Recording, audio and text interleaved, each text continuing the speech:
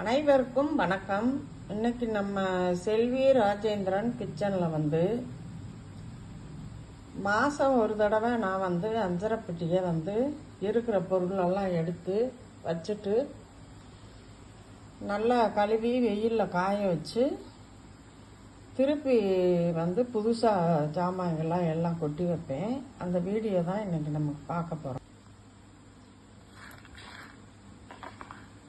நம்ம யூஸ் பண்ணிக்கிட்டு இருக்கும்போதே ஏதாவது ஒரு பொருளில் வட்டு வந்தால் கூட அது எல்லா பொருளையும் அப்படியே கெட்டு போயிடும். அதனால் நம்ம அப்பப்போ அதை பார்த்து க்ளீன் பண்ணிடணும். இப்போ ஃபஸ்ட்டு நம்ம ஏலக்காயை இதில் சேர்த்துக்கலாம். அடுத்து நம்ம பட்டையை சேர்த்துக்கலாம். அன்னாச்சி பூ சேர்த்து, அடுத்து கிராம்பு சேர்த்து, அப்புறம் கல்பாசி சேர்த்துக்கலாம். அந்த காலத்துலலாம் பார்த்தீங்கன்னா அஞ்சரைப்பெட்டியில் தான் நம்ம அம்மா அவங்கெல்லாம் பணம் காசெல்லாம் வச்சு எடுப்பாங்க அப்போதைக்கு செலவுக்கு.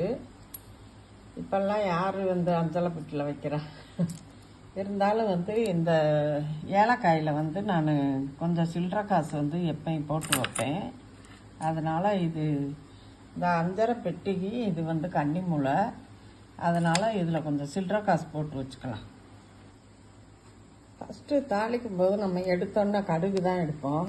அதனால் இந்த இடத்துல கடுகை கொட்டிக்கிறேன். கடுகுக்கு அப்புறம் வெந்தயம் எடுப்போம். இப்போ இதில் வெந்தயத்தை கொட்டிக்கிறேன். அப்புறமா சீரகம் எடுப்போம். அப்புறம் பார்த்தீங்கன்னா சோம்பு. இந்த இடத்துல மிளகு கொட்டிக்கலாம். உளுந்து கொட்டிக்கலாம்.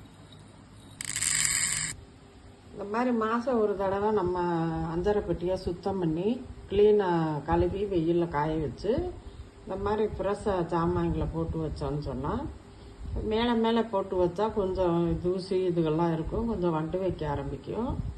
அதனால் இந்த மாதிரி மெத்தடில் நீங்களும் பண்ணி பாருங்கள். பிடிச்சிருந்தால் லைக் பண்ணுங்கள், ஷேர் பண்ணுங்கள், கமெண்ட் பண்ணுங்கள், அண்டு சப்ஸ்கிரைப் பண்ணுங்கள். நன்றி, வணக்கம்.